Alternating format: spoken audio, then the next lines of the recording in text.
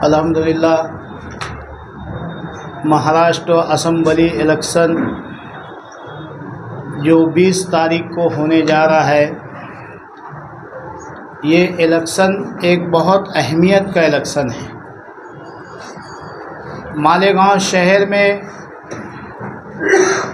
हमारे कई उम्मीदवार जो मैदान में हैं,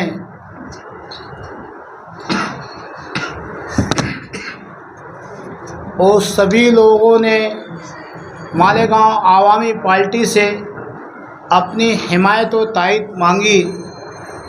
मौजूदा एमएलए साहब मुफ्ती मोहम्मद इस्माइल कासमी साहब ने हमसे हिमायत मांगी थी।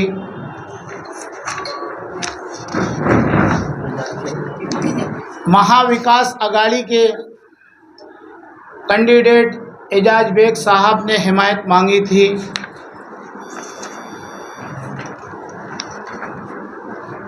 शेख आसिफ शेख रशीद साहब ने हमसे हिमायत मांगी थी। समाजवादी से शान हिंद साहिबा ने हमसे हिमायत व तायद मांगी थी। इसी तरीके से आज़ाद उम्मीदवार सभी लोगों ने, कलीम अब्दुल्ला वगैरह सब ने हमसे हिमायत मांगी थी।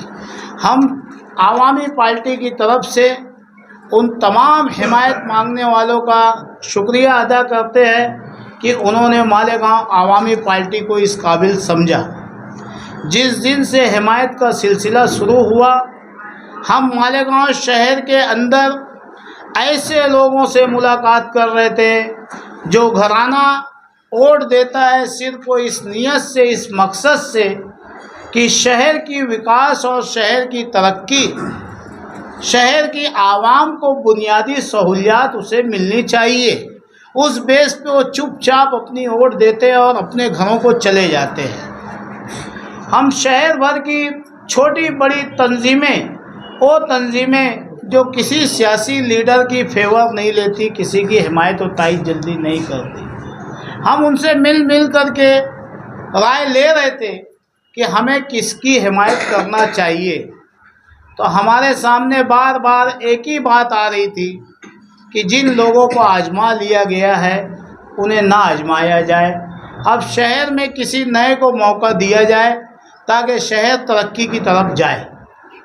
मालेगांव आवामी पार्टी के कोर कमेटी के तमाम जिम्मेदारान मशवरा करके एक राय से ये तय किए कि समाजवादी पार्टी की जो उम्मीदवार है शान हिंद साहिबा, इन्हें हिमायत और तायद दी जाए।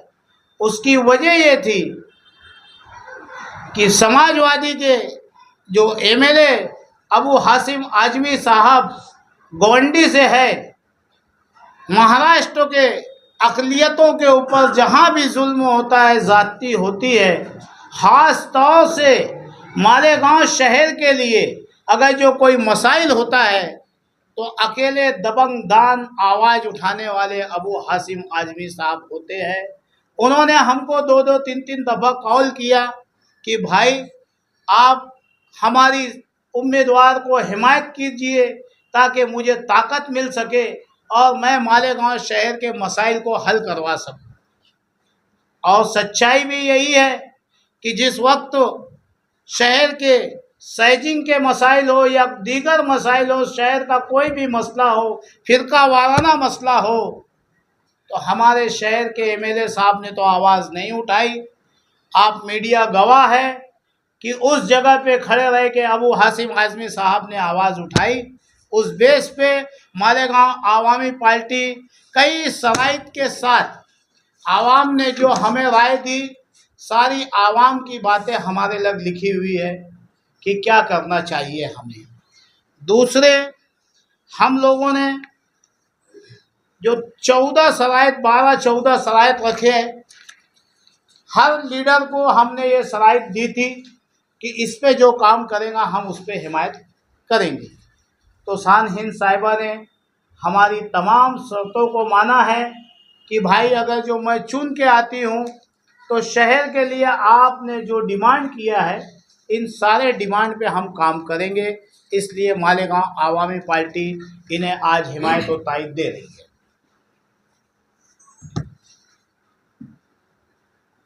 कौन कौन से डिमांड है?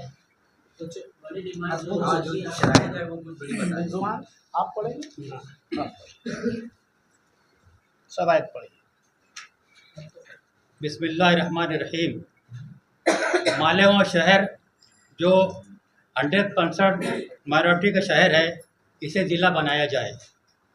मालेगांव शहर में भोली भाली मासूम आवाम को गैर कानूनी ज़मीनों की खरीद और फरोख्त का कारोबार रद्द किया जाए।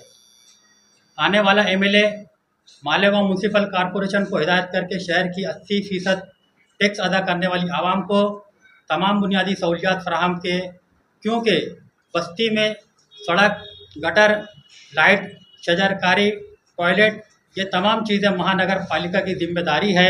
इसलिए एमएलए साहब अपने फ़ंड को ज़ाय ना करें। एमएलए अपने फ़ंड को उसी मद में इस्तेमाल करें जिसमें उसका इस्तेमाल करना सही है, जायज़ है। दिल्ली में जिस तर्ज पर प्राइमरी स्कूलों को डेवलप किया गया, इसी तरह मालेगांव के मासूम और गरीब बच्चों के लिए प्राइमरी स्कूलों का इंतज़ाम किया जाए।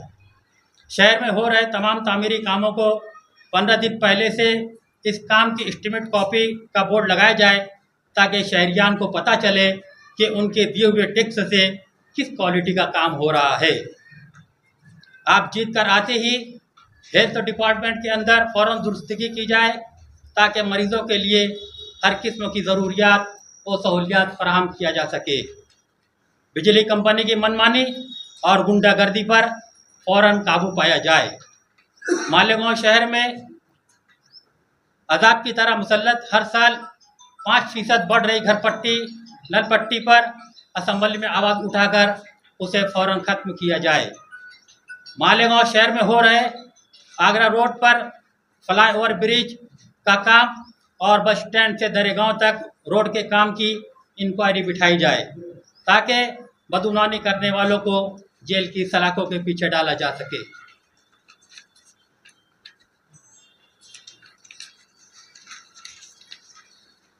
आपने समाजवादी को हिमायत दी, आपकी सारी पार्टियों ने आपसे रब्ता किया।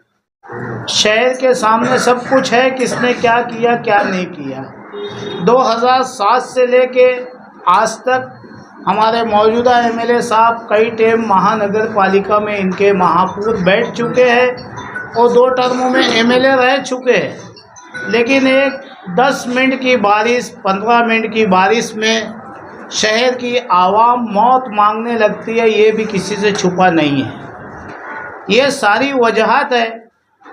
माजी आमदार साहब वो माजी में एमएलए रह चुके हैं, उनके घर के कई मेयर रह चुके हैं। शहर कहाँ है, शहर का जो 2 हिस्सा है, एक हिस्सा कहाँ है, दूसरा हिस्सा कहाँ है, वो मुझे नहीं लगता कि आप लोगों को बताने की ज़रूरत है।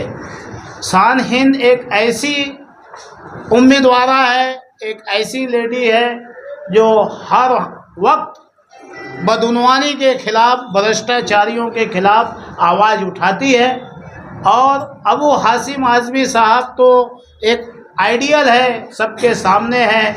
मालेगांव शहर की आवाम ने तो उन्हें चुन के नहीं भेजा है, लेकिन नुमाइंदगी वो मालेगांव शहर की करते हैं। तो हमें बेहतर लगा कि समाजवादी को हिमायत करना चाहिए, ताकि महाराष्ट्र में अबू हाशिम का हाथ मजबूत हो सके। हफ्ता 15 दिन से आप मुसलसल लोगों के रास्ते में रहे करते रहे तो ठीक होता रहा।